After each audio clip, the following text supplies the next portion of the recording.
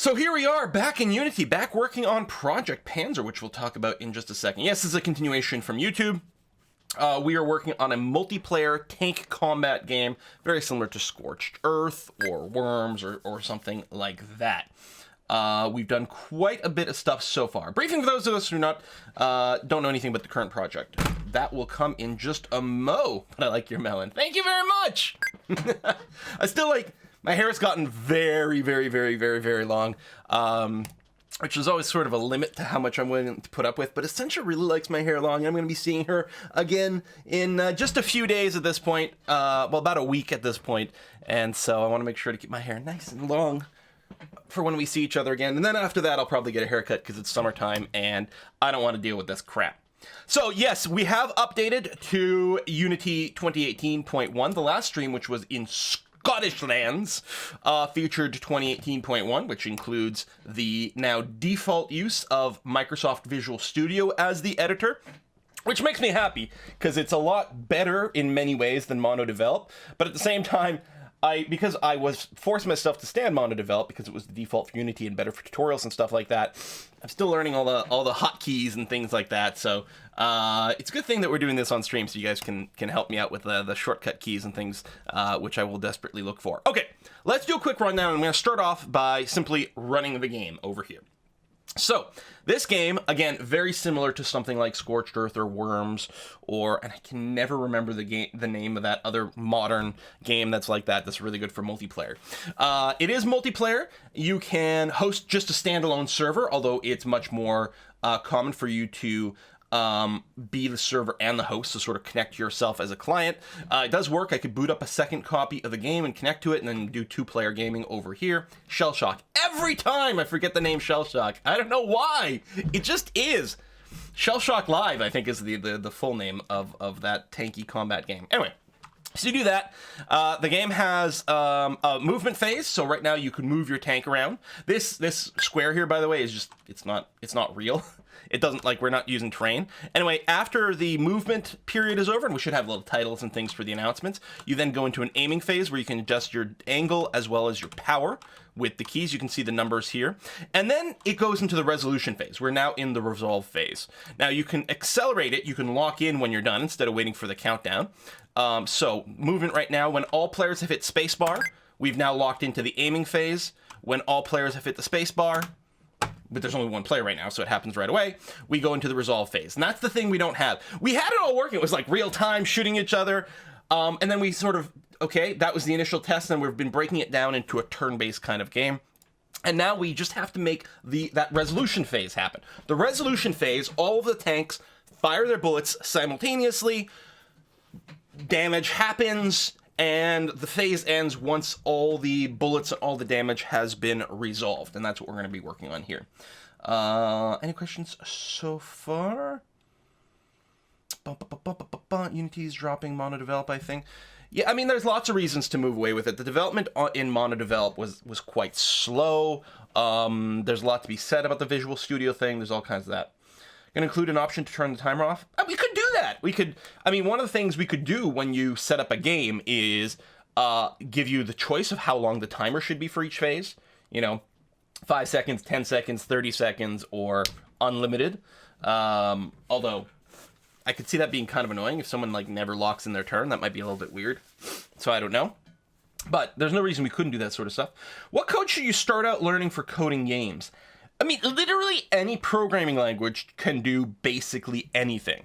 So it's all about the sort of greater integrated environment that you're going to be working in. Working in Unity is very, very, very convenient. You can basically do everything in Unity, and it handles a lot of the low-level graphic stuff for you. I think in theory you can do anything you want in the Unreal Engine, although it's lent a little bit one way. There's great stuff you can do just on a web page with just JavaScript and, some Canvas WebGL kind of stuff. And there's great support libraries for that. It's really hard to tell these days where to get started.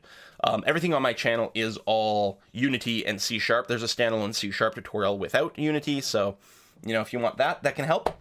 So, I like C#.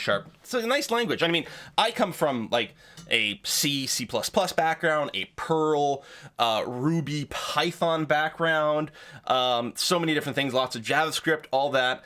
And I've done some Java as well, although not a lot, because when I was going to university, Java was not a thing the same way. Now if you go to university, I think it's all Java all the time, right?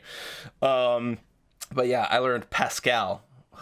Anyway, I found a great deal of joy in C#, both in terms of the language itself, also the sort of associated support libraries, and especially within the context of Unity. I think it's lovely. Is there a dark theme for Unity by any chance? There might be. I mean, you can tune the Unity look a fair bit, like I have. I always have it so that when I go into play mode, my user interface turns pink. It's like really clear. I am in play mode now, because if you make changes in play mode, as soon as you stop, you lose them. So I like having the giant pink warning screen that's in there. Uni in the UK is C++ and Java. Nice. Excellent. Some Uni still on Pascal. I mean, in a sense, you still will learn programming.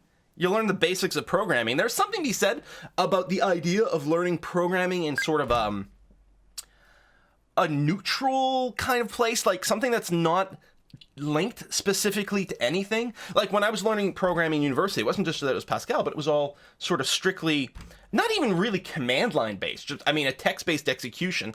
Like maybe there was some input and output that you could do, but like, you know, you weren't learning windowed stuff, GUIs, visuals, graphics, anything like that. You were just learning, you know, in terms of computer science, you were learning the computer science part of it, you know, arrays, memory structures, optimizations, and buckets and binary trees and all that kind of stuff. And I mean, I guess there's some value in that. But it's kind of like learning how to fight just by reading descriptions of fights and memorizing sequences of moves, but never actually, you know, going to a dojo and sparring with someone. Like, I don't know, something like that. Yeah, just learning katas, like karate or whatever katas, but not actually ever sparring. That's what it felt like. So when if you get into a real fight or have to make an actual practical application, you're like, I don't know what I'm doing here. Pascal without visuals? Yeah, no, not at all. Okay, let's get going. Ooh, MATLAB, yeah, okay. We can talk about programming theory and all that all day. And it's one of my favorite things to do, this kind of talk here. But let's try to get a little bit of work done. Okay, so in code, first of all, I did one little thing before starting here. In the tank code, and if you haven't followed along at all, this part might not make any sense. The next bit we're going to do is make perfect sense. In the tank code, the code for aiming, we had defined a separate key for the turret aiming that used Q and E. That's when we were doing real time. So that way if you did like, I'm off screen. There we go. So that way, if you're going, like, you go left and right with A and D or the arrow keys, and you could alter your turret with Q and E. But now, because everything's in phases, I just changed it so that everything just uses A and D or left and right on the arrow keys. So left and right moves you until the movement phase is over. Then at that point, left and right moves your turret. Little tiny change to tank over here. Game managers we're going to be messing around with the most. So we got a variety of code over here, but basically nothing that we've done before is going to be something we're looking at very carefully today. So again, we have these three phases in the game, which we have defined using these enums over here. Again, there's a million different ways of doing stuff. We're doing the enums for this one. There's the move phase, the aiming phase, and then the resolution phase, where basically the player doesn't have anything to do. They can just sit back and do nothing, although maybe they'll still like move the screen around so they can see what's happening. But the tanks shoot, we do damage, handle explosions, yada, yada, yada, yada, and then we go into turn 2 by restarting the move phase over here. So move and aim is all done, although, you know, we'll want more bells and whistles for that. But now the resolution phase is happening. And right now, nothing at all happens in the resolution phase. It starts, but that's that. And how does it start? Well, we have this little check over here. If we're not currently in the resolution phase, i.e. we're in the movement or aiming phase. It's whiskey and chocolate. It's whiskey and chocolate from Super Steve. Holy cow. Thank you very much for that, Super Steve. That's amazing. Love Creative Quill. Hope you have a great weekend. Hi, chat. I'm having a lovely weekend and I expect it will continue very, very much. Super pumped. I was trying to say hyped and pumped at the same time. I'm also really excited about Monday and Tuesday because I think there's going to be like multiplayer recording with Briarstone and or A Kiss for Luck that I'm super excited for, but no spoilers. Anyway, so if you're in the movement or aiming phase, And either the timer has run out of time, or is phase lock returned true? Is phase lock is just, has everyone hit the space bar to say that they're done? If either one of these two things are true, then we advance to the next phase. So if we were in the move phase, it'll advance to aim. If we were in the aim phase, it'll advance to resolve. But we don't do anything else in the resolve phase. So that's what we're looking at now. Now this is a little bit messy. What I'm going to do is break this down. Again, I quite like delegate functions and things like that to keep track of some of the state, but the state here is simple enough that I think we're better off not using it in this particular context. So what I want to do here is I want to put an if that says if the turn state is equal to turn state dot resolve. If we're in the resolution phase, then we need to do something here. We are in the resolve phase, so process it. And then as an else over here, this is where we're not in the resolution phase, so we're either in aim or we are in movement. And so what I can do here is say something just as simple as if time left is less than 0, or we are phase locked, then we can advance the turn phase. Like that. And that's it. I think one comment here, we are in move or aim, done. A little cleaner than the sort of nested conditionals, and there's really, like, nested ifs and things like that aren't great if they get too complex, but this is not. So what I think here, rather than writing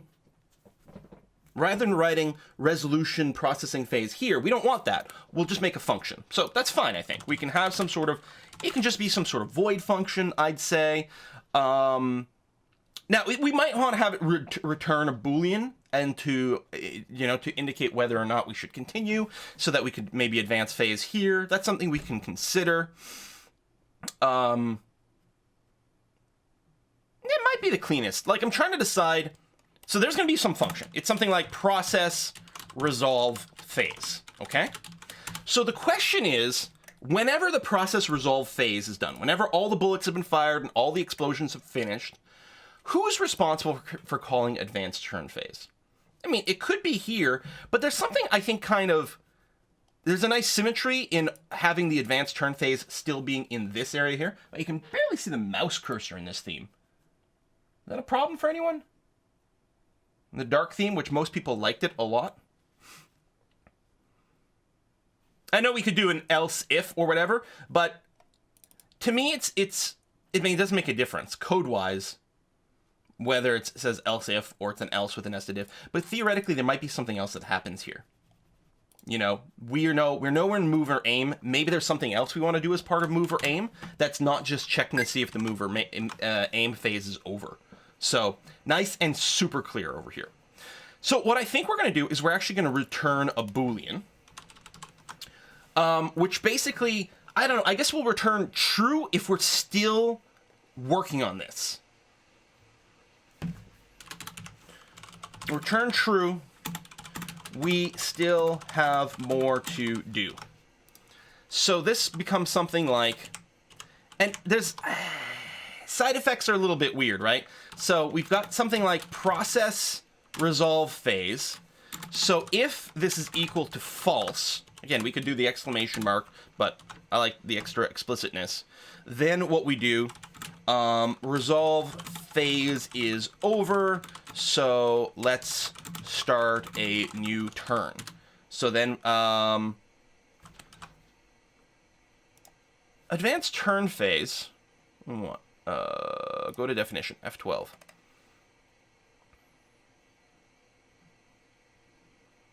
Yeah, okay. So I was going to say, we do have a function for starting a new turn, but no, I think what we'll do is we'll just call advanced turn phase again here.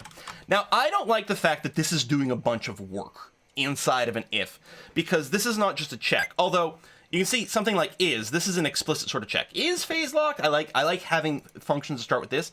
This is clearly doing work, because it's called process, whichever you prefer, the resolve phase. And as a side effect, it returns true or false. I think it's fine. So I think we'll do it that way. So we return true if we still have more to do. We return false if all the shooting, everything is done, and we're super happy. Ba-ba-ba-bum-bum. Hey, Ulthar, we'll probably be programming until about 2 p.m. Eastern time, depending on things.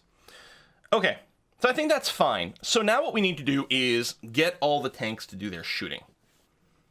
So let's do that. I can't remember because it's been a while. Okay, we don't save all the tanks, right? We have this little list here of like, consider having the tank class use a static list so we can keep them and all these things. Let me make a helper function here for now.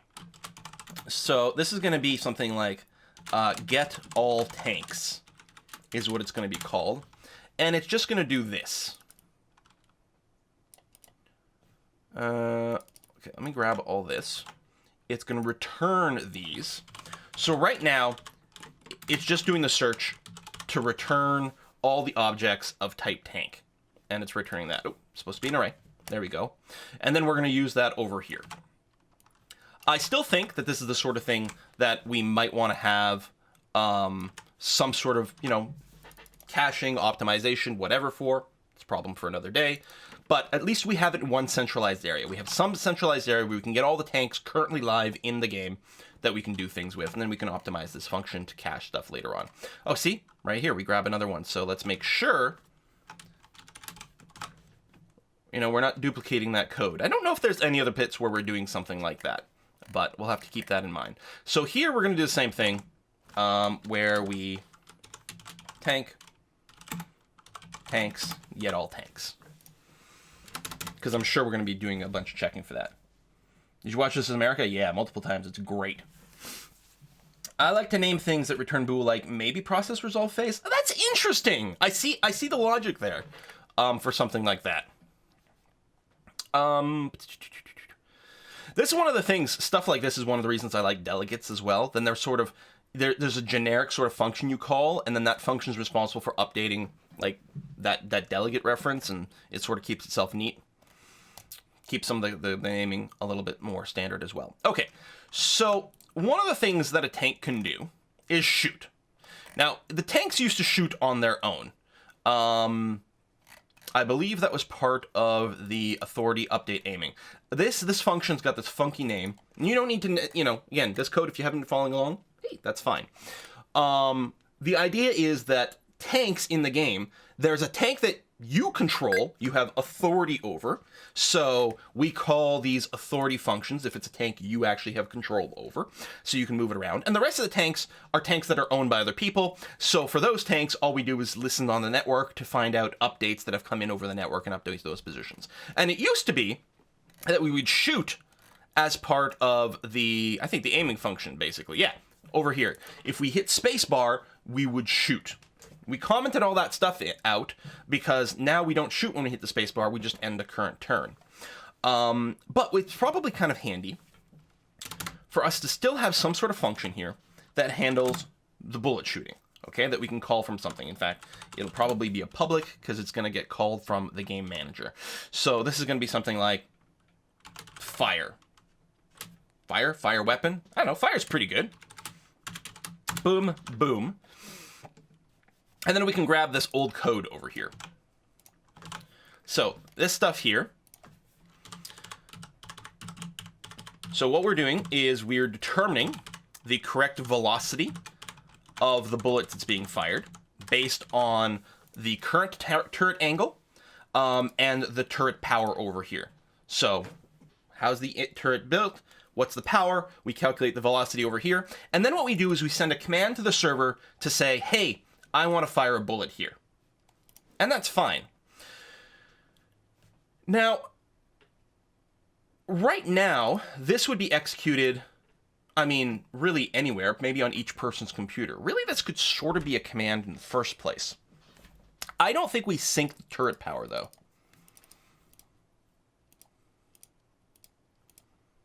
Okay, so what we have to do, the server is basically responsible for running this game manager. Technically, game manager runs on everyone's computer, but if it's not the server computer, we just bail early because it's fine. So at this point, the server here, while it's processing, we'll probably have some sort of like, have we already fired? Let's assume we've got some sort of boolean here. Bool have fired bullets. I don't think this is what we're going to stay with. but let's set this to false. We'll figure out something like that. So on the server, when process resolve phase gets called, we're going to do something like if have refired bullets is equal to false.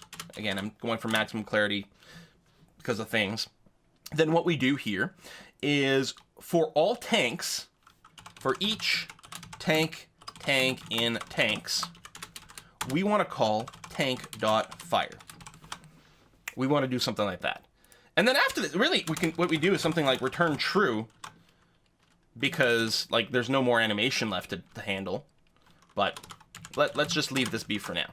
So we've got something like this, but remember, this is only running on the server. Each tank exists on the server as well as all the clients, but this command is only being executed on the server. So this is on the server, it's got turret power and angle, and then it's sending the setup of this command to actually fire the bullet, which is executing on the server, which is fine. There's no problem in doing this. The problem we have is, does the server actually know what the correct turret power and turret angle of each player's tank is? And here's the thing. Yes, it knows the turret angle because we actually call set turret angle here. Whenever a player changes the angle of their turret, we call this server command set turret angle, because the player changes their angle, we send a message to the server saying, here, this is my new angle, and then the server echoes that to all the clients, because that way everyone on the server can see where you're pointing your turret. But until now, we didn't actually have to communicate what our turret power was, because that wasn't visible to anyone, so we didn't really have to share that info to the server. But now, the server, which is running this fire command, kind of needs this info. When a tank is destroyed, can you make it turn into dust? Well, probably, yeah. So I think what we need to do is change that. So this command that sets the turret angle, we're going to do exactly the same thing for set turret power.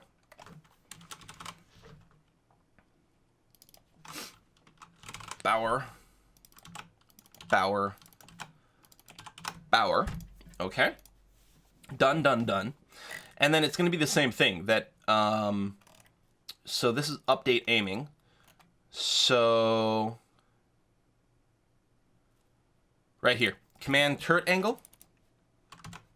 We're going to do the same thing here.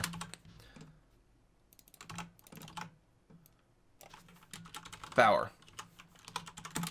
Sync power to server. Now, the server has something called, the server, you can define a variable as a sync variable that gets automatically updated when it gets changed. However, that only works when it gets changed on the server. So what happens here is we send this information about the turret and the power to the server. Then when the server makes this update here, this is the thing that, if this is a sync variable, will then get echoed right back to all of the clients, which we may or may not be doing right now. We'll have to double check that. But the important thing is, at this point, the server now has the information from the client as to what the angle and power of the turret is. And the server might want to do some verification to make sure these are all legal, right? Consider that. To do. Check for legality. Right? Because someone could have hacked their client to be able to send, like, a totally crazy angle and power that doesn't make any sense, and we want to make sure that that's okay. So we've got this. So this fire routine could be called by the client, but right now there's nothing on the client that will ever call this. So instead, we're just calling it from the server, and that's fine. And this chain exists, it's perfectly okay. This game manager is calling tank.fire, which technically is, again, it's a function that could be called on the client or the server or anything, but we're going to be fine. So now, I believe the tanks will all fire their bullets. Let's see if we've done this halfway okay. Boom, boom, boom. Compilation is done. Host. So movement phase. Oops. Movement phase. Lock it in. Power phase. Ooh, I need to invert my directions here, but that's okay. Lock in. Right. Okay. It works! What happened there? Well, we have this have-fire bullet, and we never set it to true. So it was firing infinite bullets until it killed itself. Let's try that again. Move, lock in, aim, lock in. There we go. Resolution phase, fires the bullet. And now, the resolution phase never ends yet, but we have that. Won't all angles be legal? We probably want to limit the shooting to a flat pane. I don't know if you want to be able to shoot downwards, because it sort of doesn't make sense on a tank, but we can go either direction later on. It might be amusing to extend, retract the barrel length depending on the turret power, just the way you show others turret power you're using. Actually, that's not a bad idea as a visual. I mean, we'll leave it be for now, but yeah, that's a neat idea to have that visual representation of power. Might be kind of cool. Okay, so we fire it one time, that's good. So now the question is, are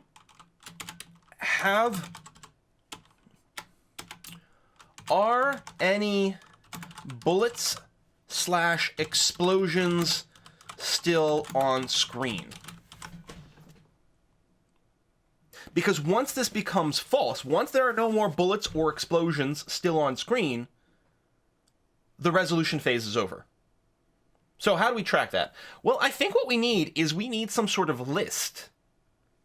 I think anytime a bullet gets created, or anytime any kind of, like, animation, like an explosion, for example, is happening, I think we need to register it to some sort of array.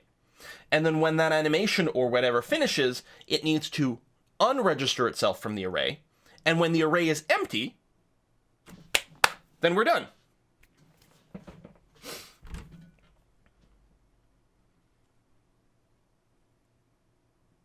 It could be, I don't think a queue makes sense, because things might remove themselves from a list in a completely different order than how they've been added.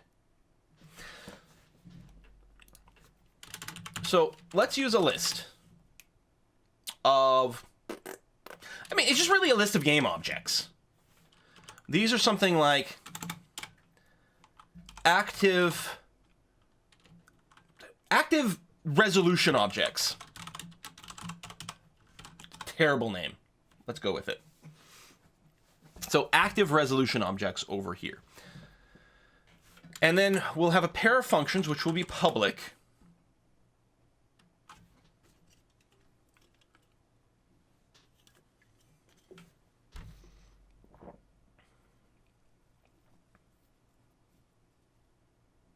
Yep, that's fine. Register resolution object. Game object O.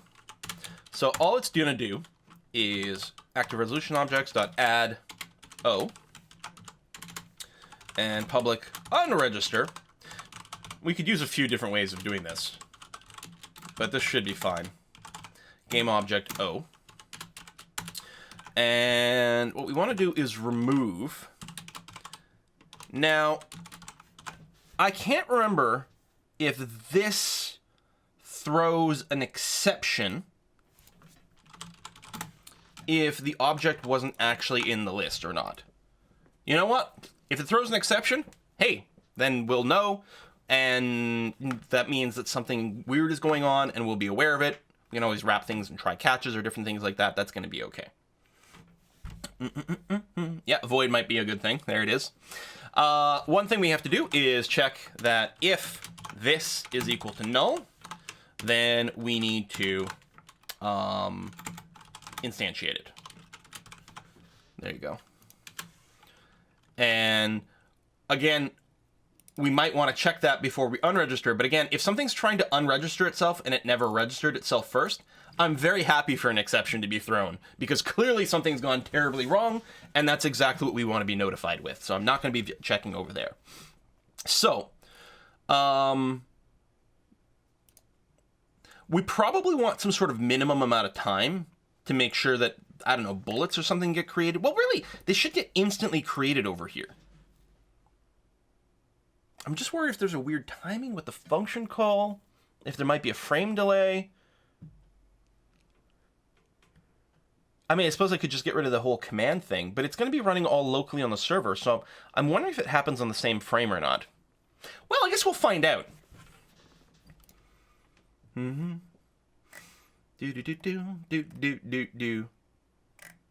All right, so when the bullets fire, so this command fire bullet over here is what actually spawns all the bullets. Boom, boom, boom, boom, boom, boom, boom.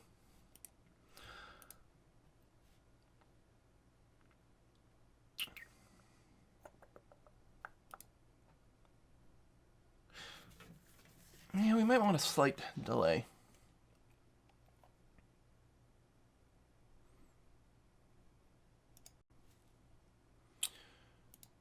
So our bullet code, which is here, we're going to want this to register and unregister itself. The thing is,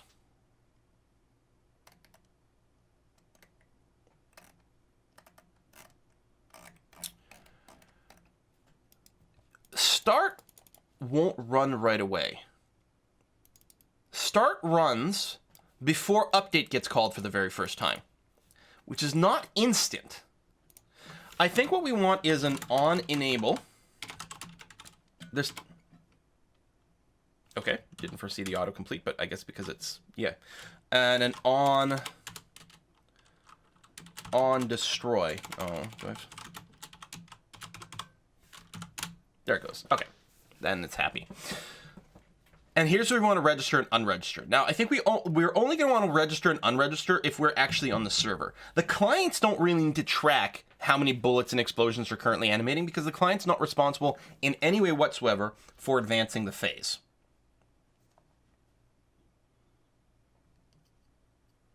On awake, what's the difference between on enable and on awake? I guess on awake only runs one time, right? Oh, is there not an on awake? I don't remember. Because there are 3. I can't remember. Anyway, this should work. If there's a weird timing thing, we'll work it out here. But this triggers the second that something... Hey, the ATAR, thank you very much. Are you coming to PDXCon again this year? Yes, I am. I will, in fact, be at PDXCon this year. I will hopefully be joining in on some of the board game play. I had a great time last year. It's going to be fantastic. I'm going to be doing at least one panel. I'm going to be playing at least one streamed multiplayer kind of game. There should be some great time. Oh, it's just Awake. Yeah, it's not on Awake, but Awake. So, Awake versus on Enable. It's actually kind of interesting. If we do end up with a pooling system, then Awake would actually be bad because it's only one shot for every game object, whereas on Enable will trigger every time we reactivate something from the pool. I don't think it's going to make a difference in this particular case.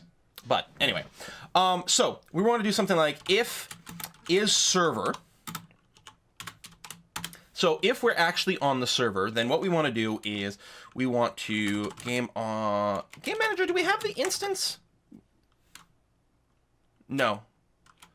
I might want to get a little helper for that. Yeah, I think I will. It's not really going to be running as a singleton, but we're going to pretend. Void game manager instance. We're just going to have it do something like... return game object. This is public. This is static. Public game object dot find object of type game manager to do cache me for speed, but that's going to be fine. So now it's just going to be a little convenience thing. So now we can do something like game manager dot instance dot register.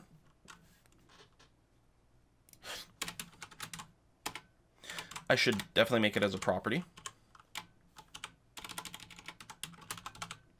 Register resolution object. So it's this game object. Excellent. And then same thing when we're going to get destroyed, we're going to deregister ourselves. Oh no, you lost your months! Oh no! Oh no, bam! Oh! That sucks! I don't know if there's a way to get those back if you lose them. Aww. Sorry, this is going to be an unregister. Like that. Boom. Okay. So now, we know if there are still bullets on screen. we have to do the same thing for explosions. Not that we have explosions yet, so we'll just move on. But if we go to process resolve phase, so now we do something like if active resolution objects dot count is equal to 0, no more bullets, explosions, etc. Resolution phase is over. So we will return false. Otherwise, return true. So there we go. We'll fire bullets if we haven't already fired it, and then we just keep checking to see if we've finished all of our stuff. That might be some sort of weird timing thing. We'll see about catching, but we'll see if we do it. All right. So, we'll play. Maybe. There we go. Move, lock in, turn the turret, lock in, it fires. Oh, right. Wait, really? Right.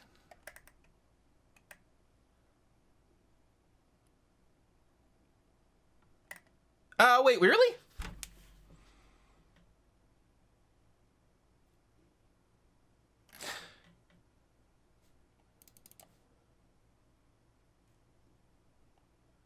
Why would it keep spamming the error? I mean, I realize at this point it's not instantiated until here. This is where we instantiate with the register, but...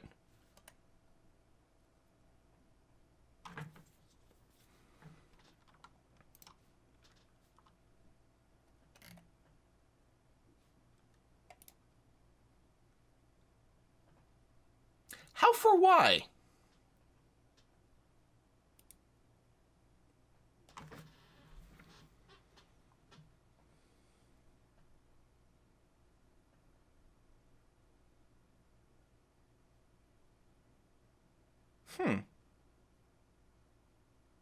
Now, I mean, here's the thing. One thing we could do, and might make more sense logically, there's an actual flaw somewhere.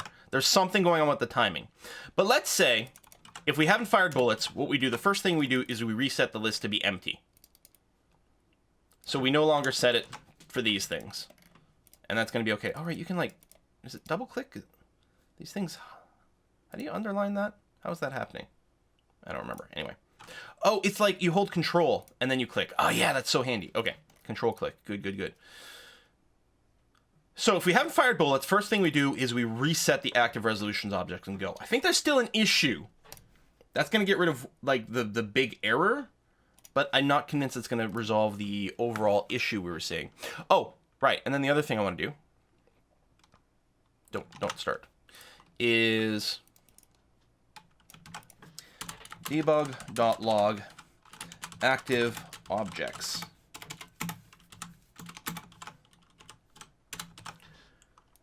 Because if this starts by saying 0, that does imply a little bit of a timing thing.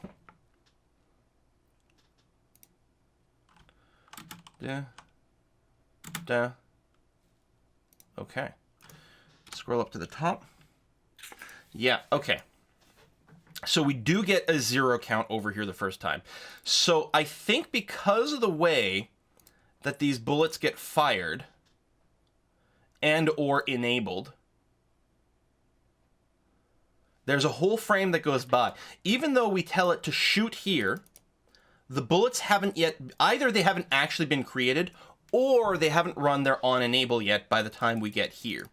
Which means we will instantly fall into a, oh, count as 0, so therefore there are no more bullets. So there are a couple of things we can do. We can return here right away, so that doesn't get processed until a frame goes by, but I think that's kind of sloppy, because what if there's even more of a delay somehow? We could have a time, there could be a minimum of like, well, we're going to stay in the resolve phase for at least a second regardless, just to make sure, just in case there's more animations happening or something like that.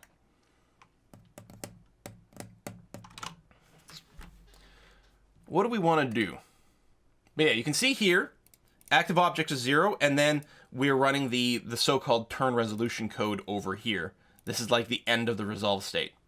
Which really, what it's going to be is something like, okay, start new turn.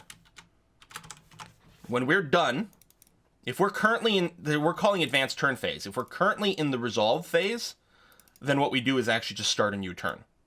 So this will run instantly, even while there's still bullets on. So I don't know what we want to do to avoid that timing problem. That doesn't feel sort of hacky, and that might cause more problems going forward. Tell it not to look for it until it fired. What if for some reason none of the tanks fire? I mean, I don't think that makes much sense.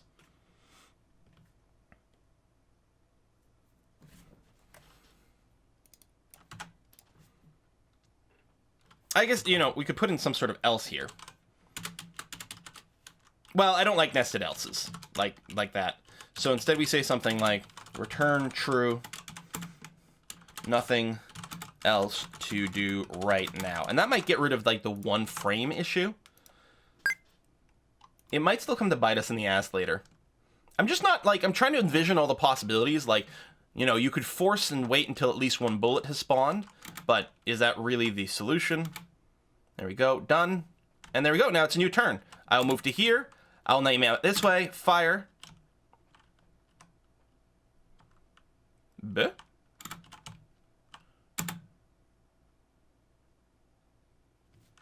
Oh, I'm never resetting the have fired bullets back to false, so we're never shooting the bullets again. Okay, but otherwise, turn logic is working right. So I still was not necessarily pleased with the have fired bullets, but I guess is gonna be fine. We're just gonna have to make sure to properly reset this when we start a new turn. So now it should work okay. Not super okay with this. So we move here, we aim, we fire. I can't.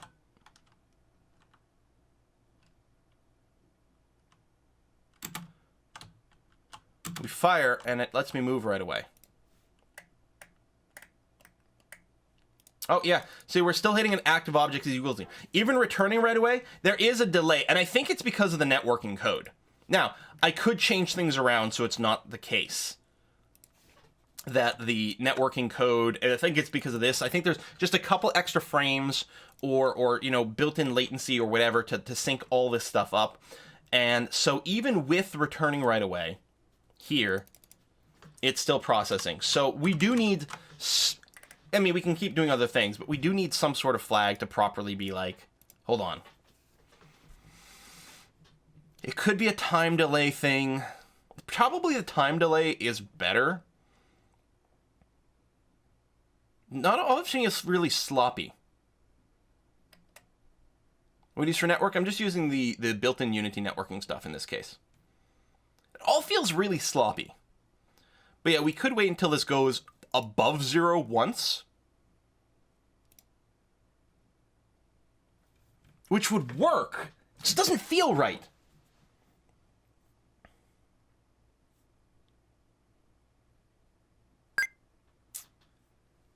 I mean, tank fire could populate that list. Like, there's a few things. If this wasn't, if this was calling it right away, I think it's because of this command code.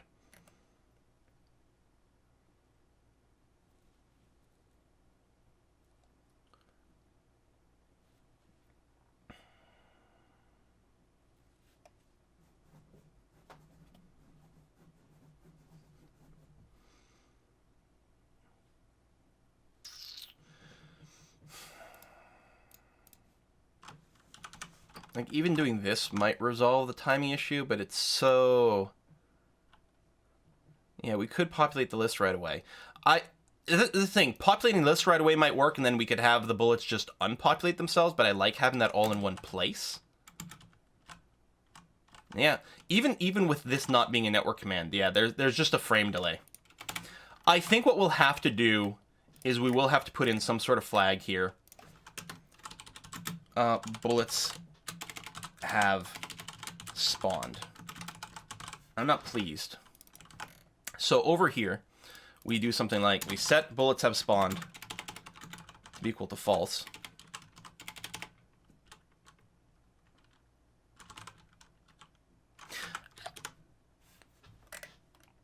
we could do something where we just set this to null, and then it gets set to not null over here. That would be another way to check, but it feels pretty terrible.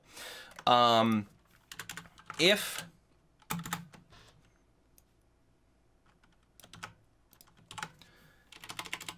is greater than 0, then bullets have spawned is equal to true.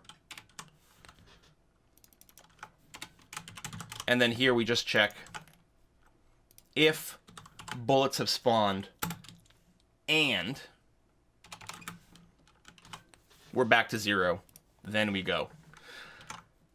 It doesn't feel good. So what we do is we wait until the count goes to at least above 0 one time. So I'm in the movement phase, I lock in, I'm in the turret phase, I fire, I can't move, I still can't move.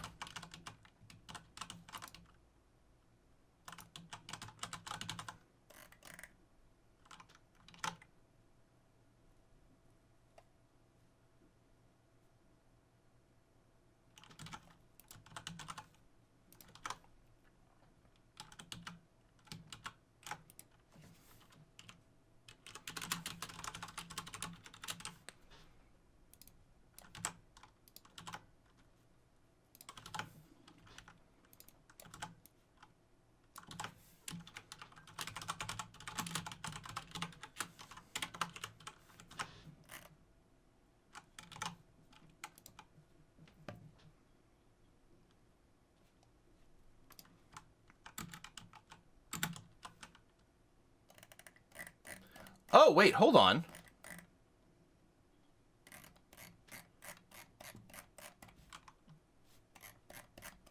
Wait, what? Is the bullet never registering itself? It was, though. Why is this staying at 0?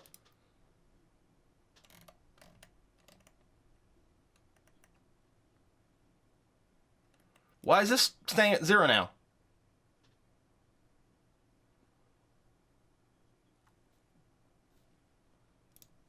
It wasn't staying at 0 before.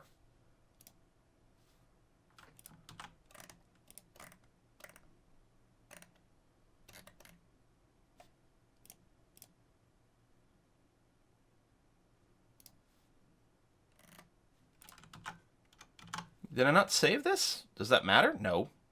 Doesn't matter at all.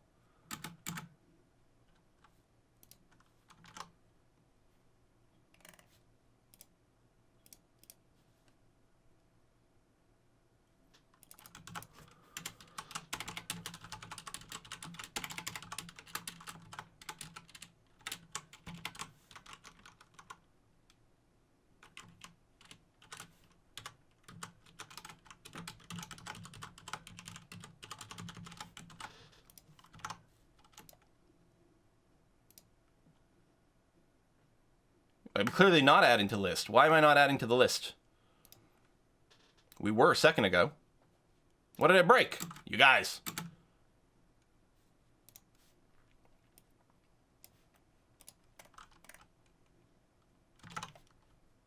This runs, this doesn't.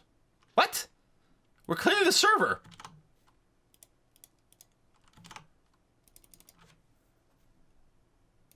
Why are we no longer the server?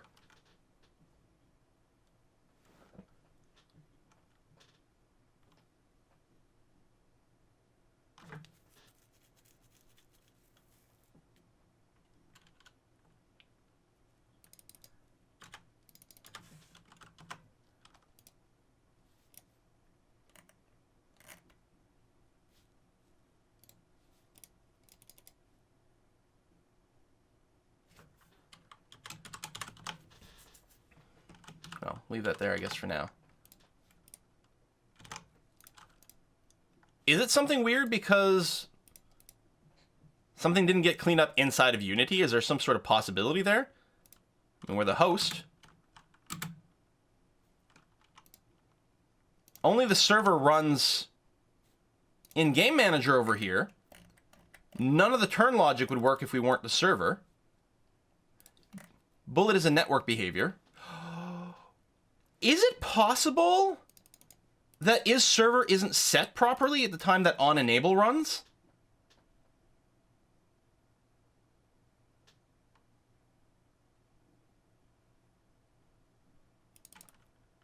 Is that possible?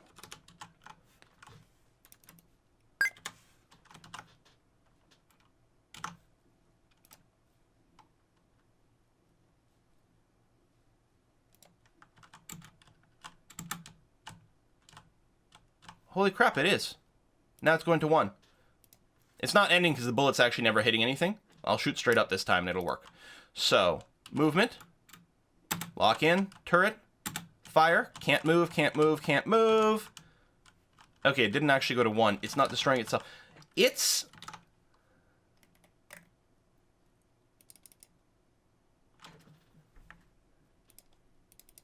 And again here.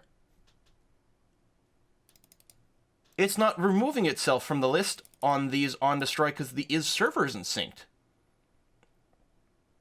So now this runs now, but this one still doesn't. I mean, I'm assuming this thing destroys itself. Maybe it doesn't. I mean, we destroy ourselves here.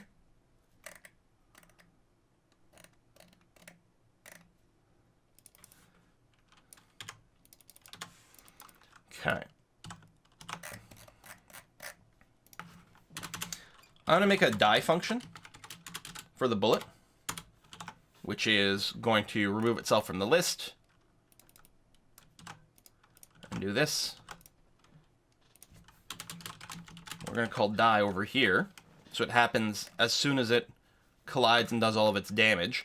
And we'll also want to die when, if we run out of, like, there might be a timer. There might be a maximum, like, duration of this.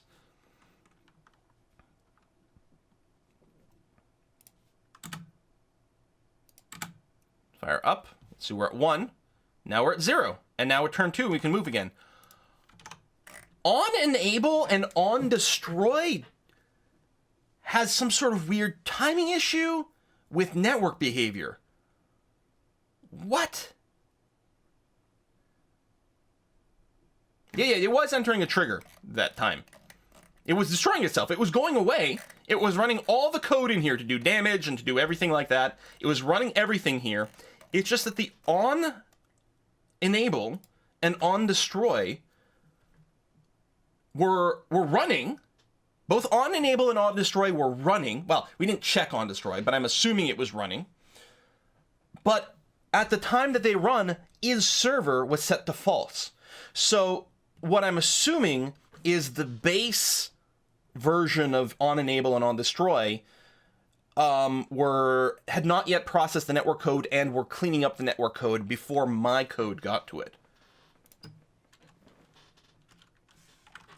Yeah, the ground set the trigger. It works. It works fine. If the ground wasn't set to a trigger, this wouldn't run. We're clearly here. This is the whole trigger. It's clearly triggering because it's working now. All right. I can shoot. There we go. Well, I mean, I'm a trigger as well. I think it did just hit the ground there, but now we're in turn 2. So I can move to here. I can angle slightly. Maybe bring down the power, shoot, boom. Again, it's a new turn. It's just on enable and on destroy weren't happening.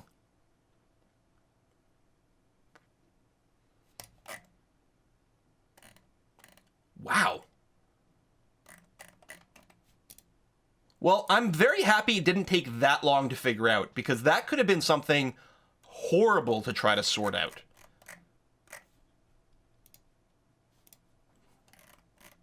None of that makes any sense. Okay, anyway. Ship it and upload it to Steam. This is better than half the games up there. Well, we have the full game logic. Let's make sure that it works in actual multiplayer here. So, we're going to go to build. I think I can just build and run.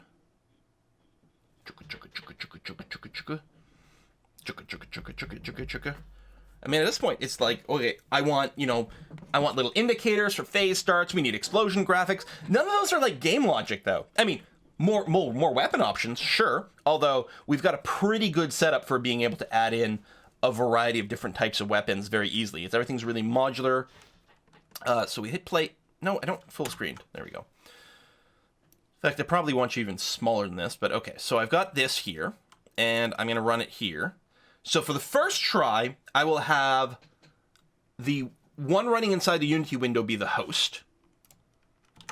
And then we're going to join as a client here. I will move here. So you can see the timer. When this kicks in, I will no longer be able to move. And we can check. There we go. All the info is being broadcast. And I'm going to do something like this. Bring down the power. And I'm just going to let the timer, there you go, process itself. He shot himself.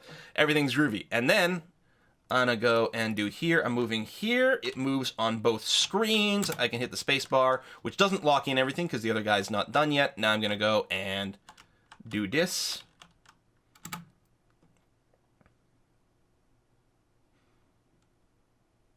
Boom. And, oh, we do have a problem now because the bullet that I just fired went off here and it's never going to die. It's off screen and falling forever. We don't have a time limit and I don't have some sort of box in here. So we're stuck on the resolution phase because this bullet is just going forever and ever and ever, which we're going to want to change up. Okay, that seemed to work, I think. I'm just going to restart things. I'm going to have the, just in case, I'm going to have the windowed one be the server and the other way around. You should have a pew-pew weapon that shoots pew-pew, like literally the words. Why were there two bullets? Because both tanks shot. Right? I'm not really showing it off properly, but both tanks take their turns all at the same time. I'll see if I can like be really quick this time and do it. So you're going to do this. So you're going to be the host, and you're going to be the client. There we go. So I'm going to move here, and this guy's going to move here. I'm going to lock in. I'm going to lock in. So now we're in the aiming phase. I'm going to do that, and this one here is going to aim this way like that. We'll just wait for the timer to go down, and both tanks will fire simultaneously. Boom! And now we're back in the simultaneous movement phase. That lag you see there is entirely, it's working as intended.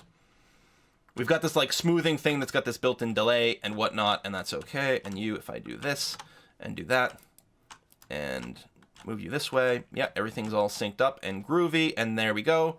The bullets go, and we've got a new turn starting out. And then if I stop this one from being a server, it eventually glitches out because the connection drops out, and it brings us back to the main screen. Cool. I wonder if it like resets itself properly. Here, this one will be the host now, and this one will be the client. It seems to work fairly well, actually, despite the host suddenly dropping out. And then this client is going to drop out, which doesn't remove... Oh, no, there it goes. Hey! It cleans itself out. It's like, what we probably want to do is when you disconnect... Well, no, I don't know. As I say, when you hit disconnect, we could, as a courtesy, send a message to the server that says, hey, I'm disconnected now, instead of it having to wait for a timeout, but it's working shockingly well.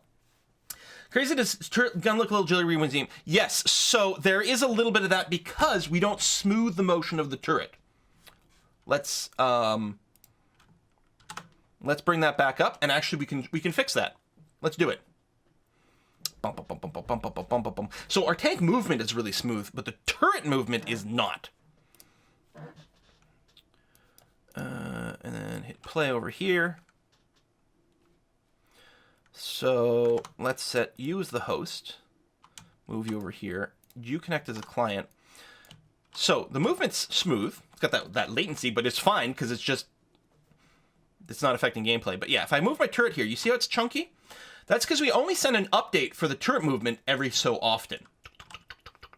What we want to do to get rid of that is smooth it out on the client side. So for each tank, the tanks, every time a tank on the client, you move your turret, it moves smoothly because it's at your own end. That's fine. And then we sync it to the server, and the server syncs it to everyone else. And so every now and again, this tank angle, which is a synced var, every time we get a message from the server that this turret angle has been updated, it calls this on turret angle change, which, okay, is a string, is also a function. So on turret angle change gets called every time the server sends a message of, hey, the turret angle on this particular tank has changed. First, we check for if we have authority over this tank. If this is true, this is my actual tank. The server has just told me what the angle of this turret is, but it's my tank, so I know what it is. The server's just letting everyone know. There's no way for the server to send a message to everyone except the initial person. Well, there is with things, but it would be a pain in the butt. So we can safely ignore that. Now, for every other tank in the game, for every other client, so you have just changed your turret, and I've just gotten a message with your new turret angle. Right now, I'm instantly changing the tank angle on my screen of your tank to instantly match the new one I just got from the server, which means it's going as you move around. Instead of instantly changing my graphic to match the latest info from the server, I will want to do a smooth transition from one to the other, which is exactly what we do with position. We have server position over here. Okay? So what we're going to do is we're going to do a server turret angle.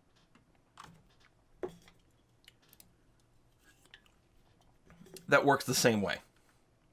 So we have the real position, and then we have the server position.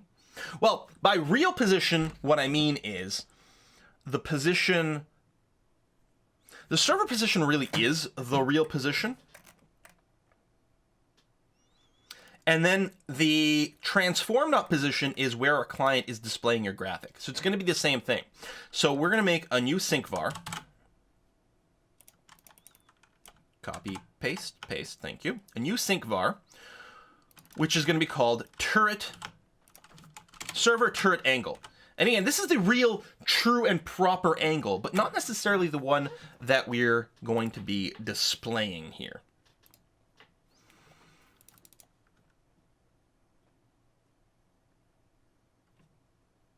And so, how is this going to work? Well, first of all, turret angle is going to stop being a sync var. We're no longer going to be syncing turret angle directly. Instead, the sync is going to be the server turret angle that's going to get synchronized. So this whole function no longer needs to exist. Done. Because what we're going to do instead is this. The client...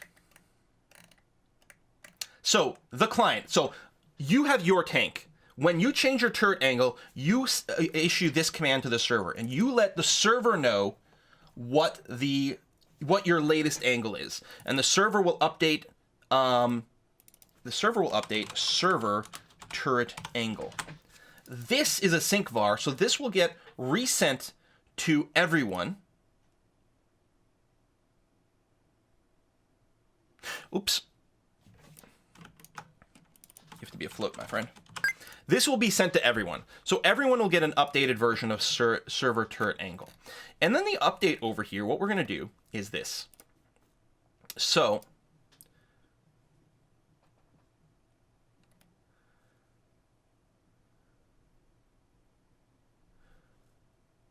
we're going to make a slight change.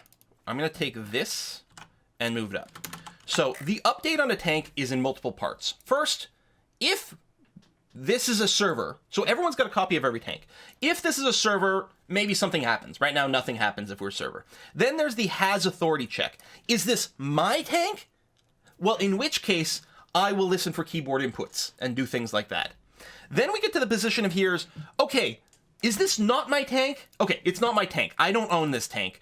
So what I want to do is I want to make sure this tank is being moved to the server position in a smooth and sexy way. And now we're going to do the same thing with the turret angle. We're going to move, so turret angle represents the visible turret angle on our screen. And then we have the server turret angle, which is the true one. And what we want to do is we want to smoothly move from one to the other. So we're going to use mathf.smoothDamp and just go from one to the other. There's a smooth angle as well, but it's going to be okay. So what we currently think the turret angle is this. And then the target is the server turret angle. And then we need a reference to current velocity of this movement. So you can see here we've got a server position smooth velocity. We're going to do the same thing with server turret angle. This is like one of the greatest little helper functions for sexily and smoothly moving a value from one to another. So we got this velocity over here that we're going to pass as a reference. This function is going to keep updating that number. And then we pass some sort of smooth time. The higher this number, the sort of slower and more laggy the response is. I think we want it to be fairly small and something like that. Okay, so now, and this is only happening if this is not our personal tank. If it's our personal tank, we ignore this code, and it's just going to happen, like, because we're changing our turret angle directly. So none of this runs if it's our tank, because we update the turret angle directly. It's everyone else who doesn't own this tank will smoothly change this turret angle over time, and then over here is where we actually update the visuals. Now, the one gotcha here is when it comes time to fire the bullet, we need to make sure... No, we're going to be okay.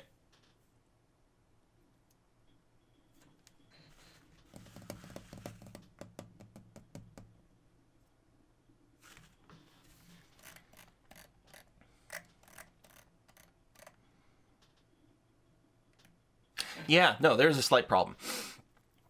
When the bullet actually fires, the server, because the server is just another client, the server may still be smoothly animating the turret. So it might be, so the correct turret position might be here, but it might be smoothly animating from its old one, and then it's being told to fire, it's going to fire from this instead of the correct one. So we have to make sure that when we actually fire the bullet, we have completely updated the code here. The turret angle needs to be probably forced to the final position in case it's still in the middle of animation. The same is true about the position. It's less of a problem because we move first, but in theory it's possible that we might still be smoothly sliding over here and the server's going to fire from this smooth position instead of the final position.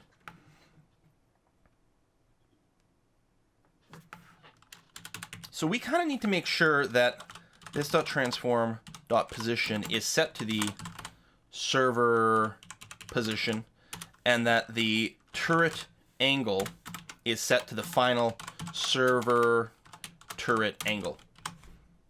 Finish off the move. Boom, boom, and then fire. So I think that's going to be good. Slower client. Well, I mean, that might get rid of some of the timing, like minimize the timing issues, but no. So the movement, lock in, move to there, fire. Okay, that looks fine there. I think we've got it covered, but let's make sure. First of all, let's make sure that the smoothing works, so it looks cool. And let's make sure that there's no weirdness. I think we've got it covered, though.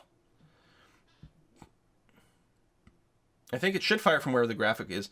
But yeah, but there's a sync thing, right? On my position, so I'm the player, right? I'm not the server in this case. I'm the player. So I've moved the turret to here when the round ends. The problem is the client that's actually running the server is still slowly doing the animation. And so it's here and the bullet goes that way. So on my end, it'll look like the turret's here, but the bullet fires straight up. I'll be like, what? What's going on? That's clearly wrong. So what we have to do is we have to make sure that when the server takes the actual shot, it's not still animating the turret movement. It actually goes to, okay, this is the latest update I got about the position of the bullet from the client, so we're going to do that. And we actually might want to go and introduce a slight bit of delay. When we end the aiming phase, we actually might want to wait an extra like quarter second or half second to make sure that we've gotten all the latest updates from the client in case there's some latency and we haven't gotten the latest turret message from the client, because this is not a real-timey, fasty kind of game.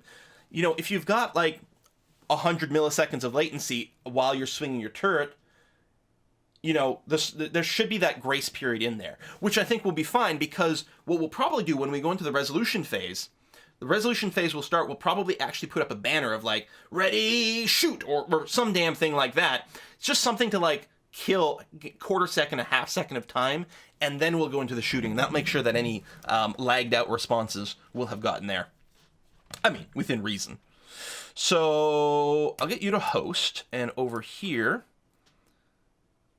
chugga, chugga, chugga, we will connect. And so now, if I go here, there you go. You can see the movement is nice and smooth. Although there was a little bit of weirdness with one of the turret angles there on the connection. This will shoot. Good. Boom. I can move around again. lock in, lock in. That'll go to the next phase right away. Do this. Oh, and I need to check the other side too. Okay, you're fine. Ow. Go here, lock in my movement, turn to you, lock in, oh. Yeah, that works fine. And if I lock in from here, my shot goes sideways. Everything looks good. Okay. Done and done. What if you wanted a Frozen Synapse style to it? Everyone sets up their moves and shoots, but none of it happens until the resolution phase. Right, I see what you're saying.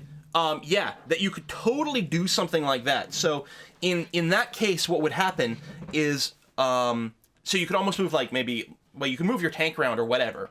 And during your tank movement, you'd still have to send the info to the server, but none of the final move would get necessarily resent or at least animated until everyone had locked in. So the idea is everyone can sort of move around, aim, lock everything in, and in the meantime, you don't see any of that happening for anyone else on the screen.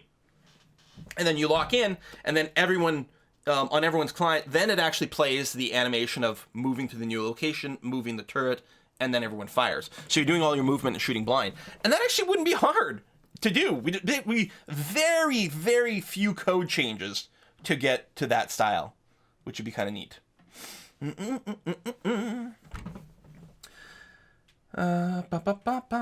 Might want to make those checks in netcode, make sure things stay in order. Everything's in order and fine. We're using this sort of netcode, you know, that should keep everything in order. That's going to be okay. So we've got that, and yeah, so the one thing that I would probably do is just to avoid the fact that like your mid turret changes when the aiming phase ends, and because of the slight bit of latency between you and the server still thinks you're here and shoots from here instead of kind of where you want it to end up. So yeah, I would probably, what I would do is in the game manager process resolve phase, we'd probably have some extra step to do. Add a step to that has a little animation entering this phase, which lasts at least a fraction of a second, just to make sure that we have received the final aiming instructions from a lagged client.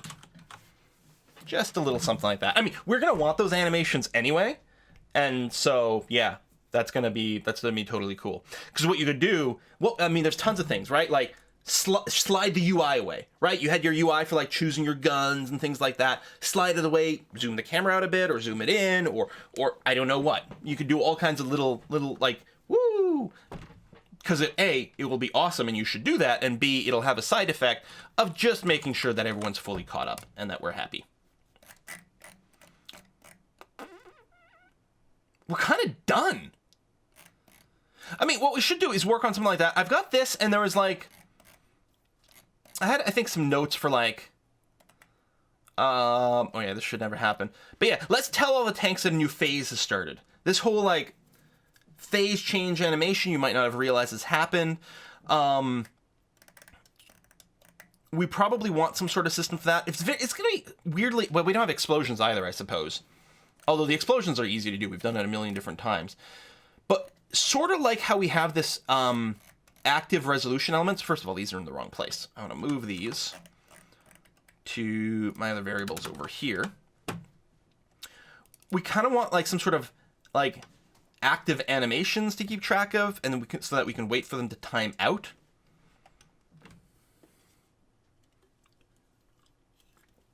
Which we might want to keep track separately from active resolution objects. Although, do we?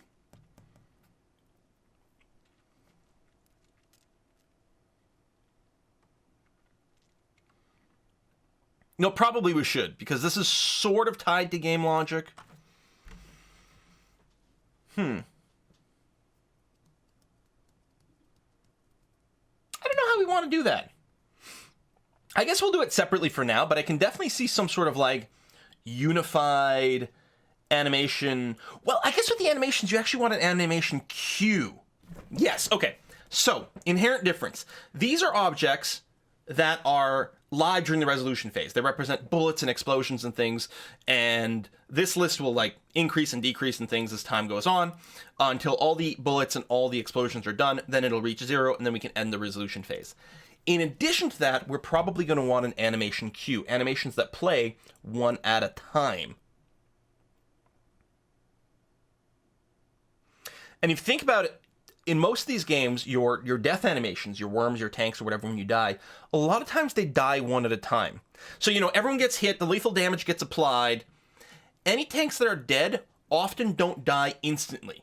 Instead, what they probably do is queue up an animation. Once all the bullets and explosions have been resolved, then the camera sort of like zooms to like the first tank that have died. That tank explodes, then it does the other one. Then you get to see them one at a time. But more importantly, each one of those tank explosions might then afterwards kill someone else, right? If the tank explodes in an AoE, it could take someone else down with it.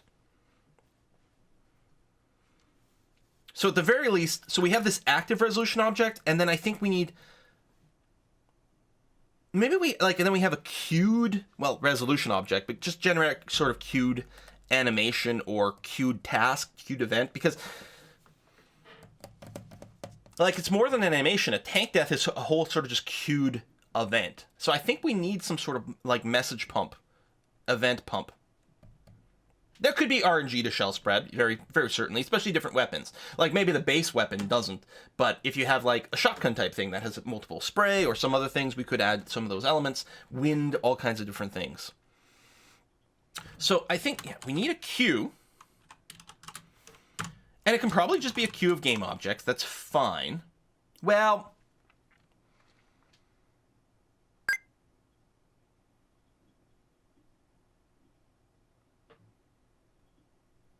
Yeah. Because I was thinking we might want to create a special component for these queued type animation events, whatever. But I don't know if it really needs that.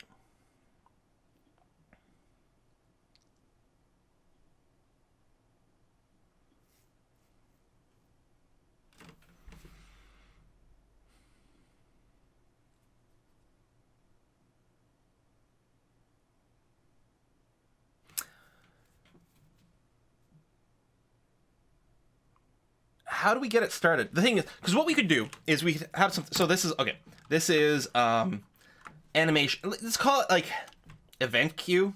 I think that's fine. We have this sort of event queue. And then we have something like game object for current event. And then at some point, this current, the object that's processing itself, the animation, the whatever that's doing stuff, at some point, say, destroys itself. So at some point, current event goes to null when it gets destroyed, because that cleans itself up nicely in Unity. And then what we do is we grab the next thing in event queue and do that. The problem is the stuff that's in the queue isn't allowed to be active until it is the one current event. And so what we might need is a component where we say, okay, go. Or I guess we can instantiate things and set it to, we can set the set active to false. We can instantiate it, set active to false, and as long as we do that right away within the same frame, it'll never start. Okay, that would probably be okay. The other thing I was wondering about is a wrapper. Like, I don't remember if you do something like game object geo equals new game object. Does this spawn an empty in the scene right away? I think it does. I think this spawns an empty in the scene right away. Okay. But yeah, I think we can probably do something like that. So then we get some sort of helper. 1,000 people watching me code. Oh, you're learning such bad habits. So we get some sort of helper, very similar to this. It's something like NQ event. So it takes a game object, which is just any game object. We really don't care. We're totally like clueless about this object. Okay? And what we do is we enqueue this game object, but we also make sure this object is not active, because it's not allowed to be active while it's in the queue.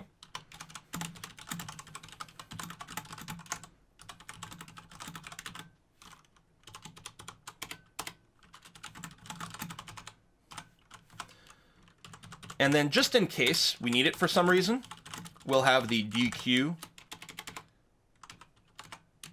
event.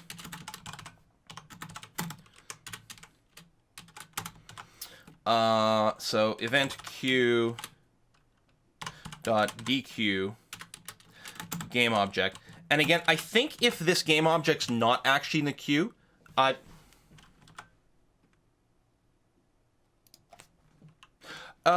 right. That's not one we want, because I think that just grabs the next one. I don't know if there's a way to remove... Is it just .remove? If it even exists? No, I don't think you can forcibly remove it this way. Which is fine. Because first of all, I don't think it's something that you need to do. If we need something like that, we can replace it with a list or something like that. Because yeah, the whole optimization of the queue with this, it's probably implemented as like a single linked list or something like that. Removing something's a pain. We could convert the whole thing if we wanted to. We could do it by converting the thing to a list, removing the item from the list, and then recreating the queue from that list, which would be fine. Let's assume we don't need a way to dequeue an event like that. So that's going to be okay. So we just set it active to be false. We enqueue it, done. And then what we want to do... Well, public void start next event. Or, I think process event is going to be a thing. And what we're going to do is something like this. If current event is not equal to null, event is still running, do nothing, and we return. Otherwise, what happens is we set current event to the queue dot dequeue. So we remove the next thing in queue. I guess what first thing we should do is check if event queue is equal to null, or event queue dot count is equal to 0. Nothing in the queue, we just return. Otherwise, if we get here, we grab the current event from the queue, and then we make sure that it's active. Boom, done. So now we have a system by which we can process these events. I'm actually thinking, no, set active true. We probably want this to be a Boolean. And this returns true if something is running. Return true, something is running. Else return false. Over here, return true. Done. So if process event returns true, it's still doing stuff. Is that the same logic that we used in the other one? Yeah. If it returns true, it's still busy. So now we have this update routine, right? If there's an event happening, should it pause everything that's going on? I think yes. You know, if we have like a big screen of like, round 2, start, is playing, while that's playing, the timer shouldn't be counting down. That would be dumb. I think we can all agree to that, right? So I think what we do is over here, we have some sort of like, process any events that are queued up, pausing game logic while that's happening. So then we do something like if process event. We are processing an event, so cut the update short. So we just return right away. Done. So we don't change the time. We don't check to see state resolution or anything like that. I mean, things might still be happening for some reason. Like bullets might still be flying, although maybe we have some sort of other check in there. Maybe like literally everything should pause while some of these animations happen. But I think we're going to be okay as is. We can always check other things. We could put a little public, like, is event processing or something like that, that can be used by external stuff. If it turns out to be something that we need, maybe we will, maybe we won't. I don't know. Let's not overthink it right now. But this is quite cool. So now, if we do something like,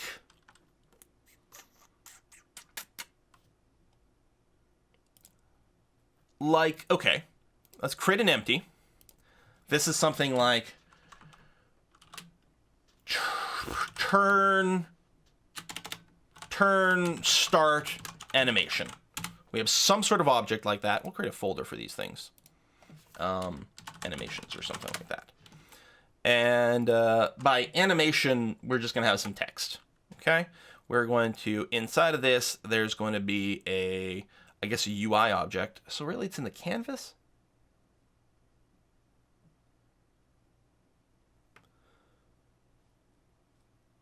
So really, yeah, we would want it there. Or it could be a sprite. Here, we'll just use a 2D object sprite. Inside of this, we'll give it some generic, like, it just has to look like something. It's a square. We'll make a graphic in Photoshop in a second. So we got some sort of sprite here, and let's 0, 0, 0 in there. So we'll keep the animation itself centered, and then just for now, I'm gonna move the sprite to here.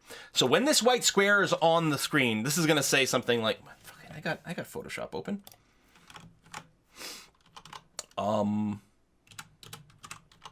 Nice high-res text. We got this. Knew that. Make it transparent. We get some text using my Blitzkrieg font. Yeah, yellow's good. New round. I mean, we probably will want to use actual text elements so that we can say like round 2 start or something like that. But let's just go with this for a second. We clearly need a black stroke around it so that it's nice and visible. And we need to embiggen this like that. I guess it's new turn, whatever. Consistency is crazy. Let's not do that. Let's make the stroke a little thicker. Okay. There. Done. All right, so we got you. If I go and save you to share this, what do you call it? Project Panzer, right? Assets. Put in the animation folder for something like new turn graphic. Obviously, we done something else going forward, but we've got that. So we've got this. So you are set to a sprite. So if I tell you to be new turn graphic like that, okay, new round, excellent. And then what I'm going to do is use a self-destruct script. I always like to use one of these. They can be used for a million different things, but we don't have one yet, so we'll create one.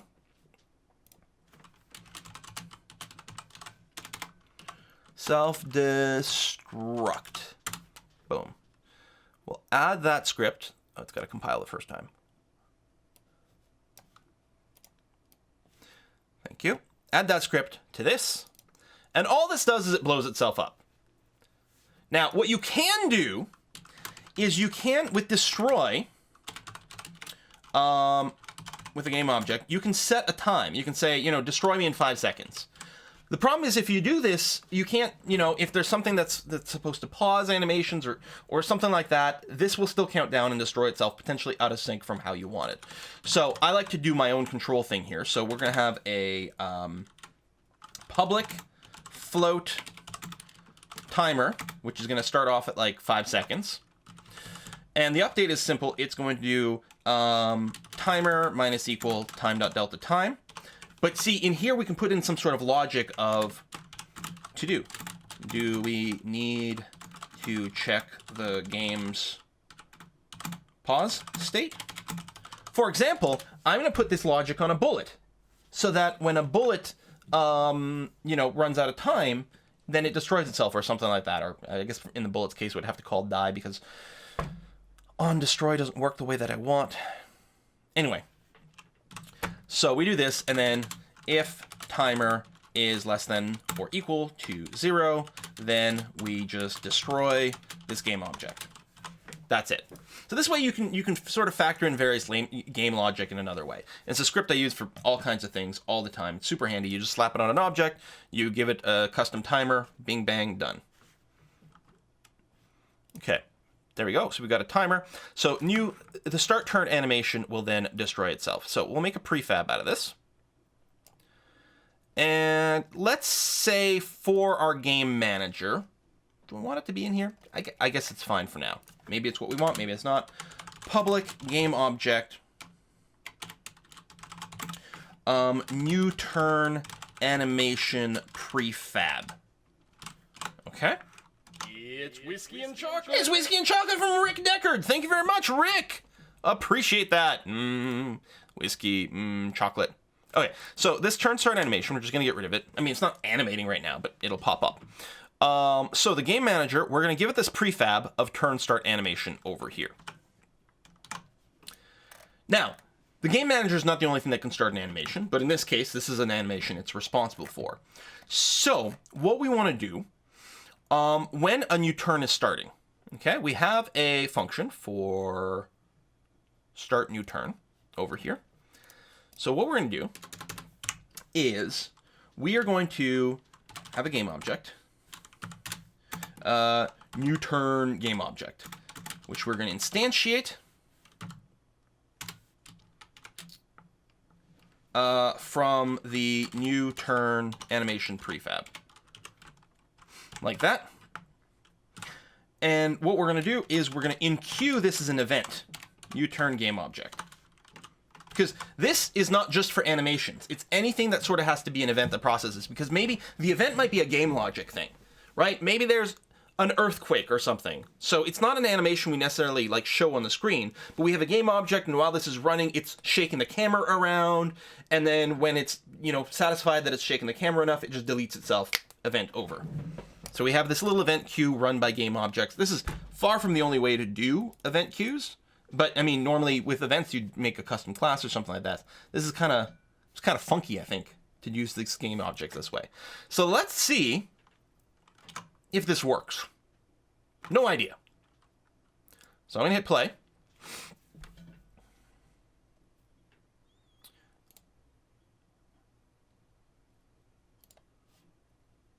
Object next such an instance of an object.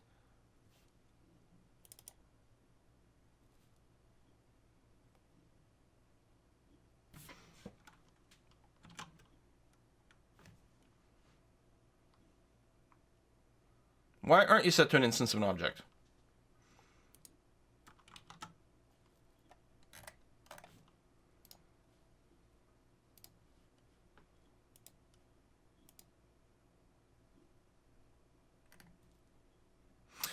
I'm instantiating new turn animation prefab, so we have a game object here, which presumably exists.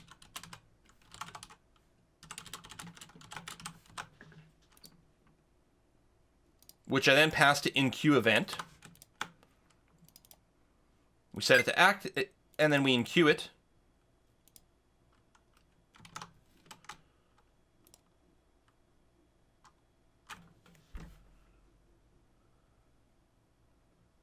Oh! Its event queue hasn't been initialized.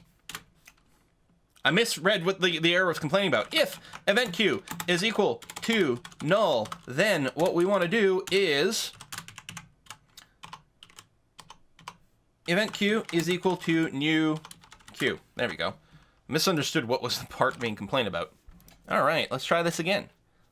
Compile, compile, compile.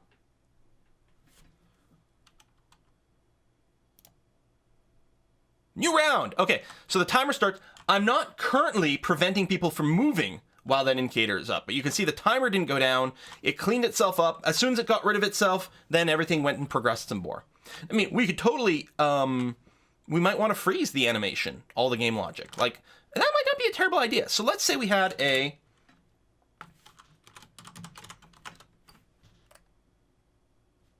this doesn't need to be public. Is processing event.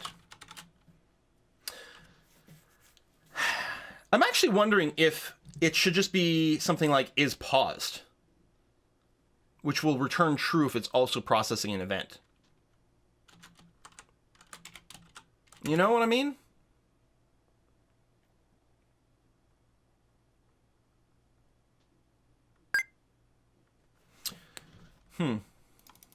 Anyway, this. Oh, no, it's actually if this one. If current event is equal to null, then it's actually return false. Otherwise, return true. So this is just a check to see if we're processing an event. And then, for example, our tanks over here, in our authority thing, we could say something like, hey, game manager dot instance, which should be a property, so I don't have to do that, dot is processing events. We say something like, if this, then return. Don't accept player input while events are processing. So now all of a sudden,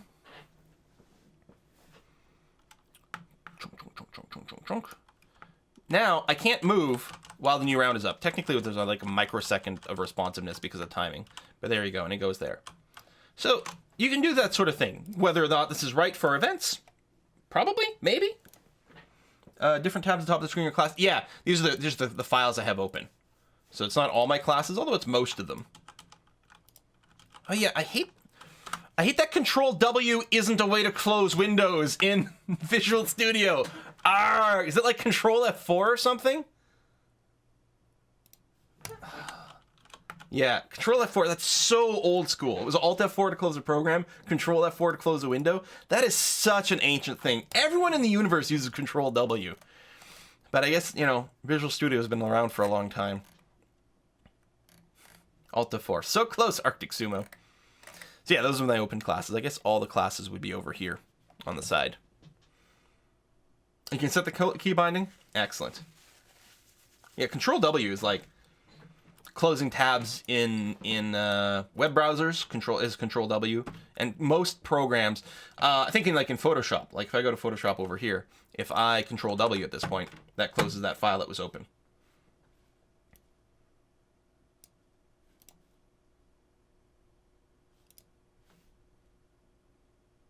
Have I not been recording the whole screen this whole time?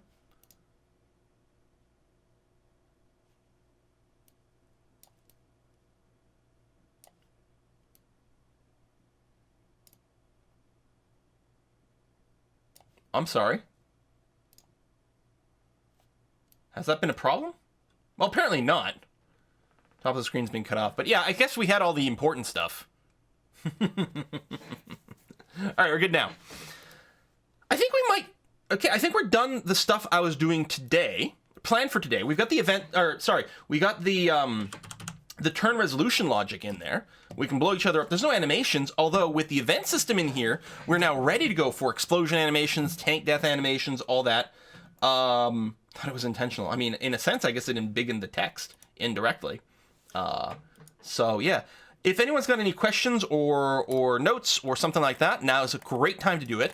I will probably still continue with this project. We'll add the bells and whistles, the animations, this and that. At some point, I would like to do a lobby system for joining and doing these games. Because right now we're using the direct connection, but we should look into the lobby system, in particular have neat options for managing that kind of thing. That's a little bit more of a significant body of work. We might do more of the animations first, just funsies and feeling like completeness. Different weapons and things like that are all things we can add if we're looking to continue this game. Although I was never looking to make this a full game so much as look at the networking code. So I probably should just do the lobby stuff next time. So we'll see how that goes. Hey, health. Tanks do have health. It doesn't display right now. Gotta add chat so we can trash talk between turns. That's a good idea. Chat would be a very, very easy thing to implement. You just make it so that there's a little text box, and you type in, whenever you hit enter, you send a message to the server, and then the server then echoes that message out to all the other clients so that they update their little chat window. Done and done. Bounding box for projectile destruction. I mean, that's very easy to do. I mean, the bullets might need timers and things like that, and all kinds of things as well. What I'll probably do is, real quickly, public float lifespan. We'll give him like a 5-second life over here, which only the server cares about.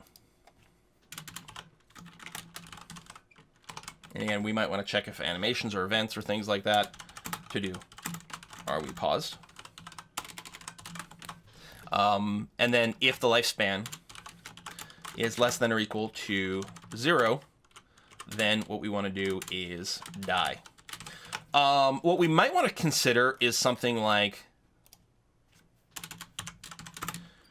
should die be the thing that triggers the damage explosion?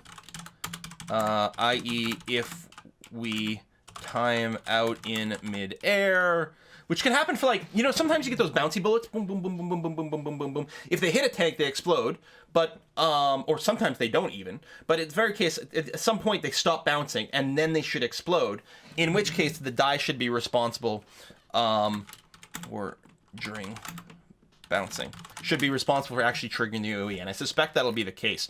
What we'll do is the trigger, the on-trigger enter, will check to see if we should die, then call die, at which point the explosion happens there. I think that should absolutely be a thing. It's not a real game without loot crates. Loot crates, power-ups, yeah. I mean, multiple weapons, all kinds of fun. You should add a skin for the robot spider dog from Boston Dynamics. Those videos are crazy. They just put out another one of, like, a running gate thing. It was nifty. Voice chat for compensate for lack of sound effects. I don't know. There's probably a library for built-in voice chat available for Unity. I know that there are a couple in the past that I've looked at a long time ago. I'm sure they still exist. It's not the sort of thing you'd want to, like, write on your own. Because then you have to, like, how do I get the microphone? How do I record the audio? How do I encode it to something that can be sent over the interwebs properly? What's the best way to sort of chunkify the audio and then send it? And then, you know, unpacking it all and playing it at the other end and not making it be all stupid. So yeah, I'd definitely look at a library. Dun, dun, dun, dun. Will die be clients 2?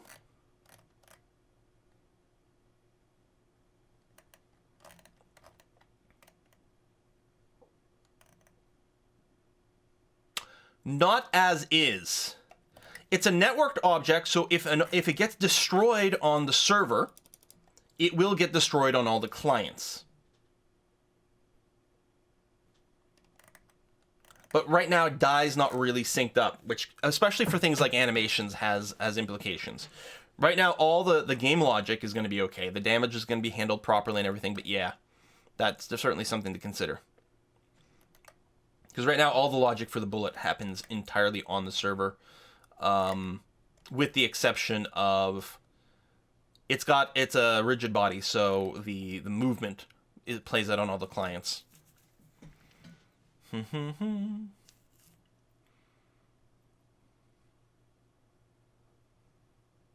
Chris, too long to follow Control F thing. Control F is a find. I don't know what's happening.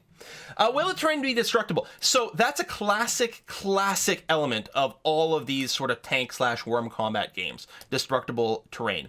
And I think that's something that we will look at. We may or may not do it as part of this game, per se. What I might do is as a standalone thing, so we could look at just that mechanic and what that means. And then, of course, maybe we could bring this into this game. But I think I would like to do a standalone tutorial, which is, it'd be like destructible pixel terrain. I think that would be the right name for it, because basically the terrain itself is just, you know, drawn. It's a graphic, and when you blow it up, you're sort of like eliminating a certain set of pixels, and then what you're going to do is look at all these columns.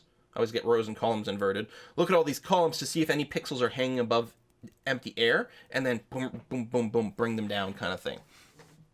I mean, if it was 3D, you do it voxely, but in this case, it would be pixely. But yeah, so I would probably do that just to not complicate it with the context of this game here. I'd probably do it as a standalone tutorial, but in a way that can certainly be implemented into this really easily.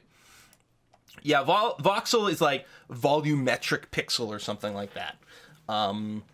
It's the basis for most games where you have 3D terrain that can be sort of destructed and mined out and things like that. I mean, and that can be anything from like a cube-based thing, kind of like Minecraft. Although Minecraft's not really voxels entirely, but sort of. Anyway, yeah.